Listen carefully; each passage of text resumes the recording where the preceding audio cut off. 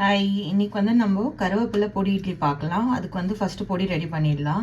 கடாயில் ஆயில் ஊற்றாமல் 1 ஸ்பூன் கடலப்பருப்பு போட்டிருக்கேன், 1 ஸ்பூன் உளுத்தம்பருப்பு போட்டிருக்கேன், ஒரு 6 காஞ்ச மிளகாய் போட்டிருக்கேன், 1 ஸ்பூன் தனியா போட்டிருக்கேன், ஒரு 1/2 ஸ்பூன் ஜீரகம் போட்டிருக்கேன், ஒரு 4 பீஸ் பூண்டு போட்டிருக்கேன்.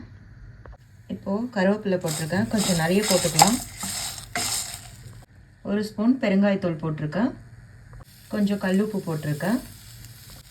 இதெல்லாம் ஒரு 5 மினிட்ஸ் சிம்மில் வச்சு நல்லா நம்ம ரோஸ்ட் பண்ணிக்கலாம். ஸோ இதெல்லாம் நம்ம ரோஸ்ட் பண்ணி எடுத்தாச்சு. ஒரு 10 மினிட்ஸ் நல்லா ஆறுனதுக்கப்புறமா நம்ம மிக்சியில் கிரைண்ட் பண்ணிக்கலாம். இப்போ நம்ம பவுடர் ரெடி பண்ணியாச்சு.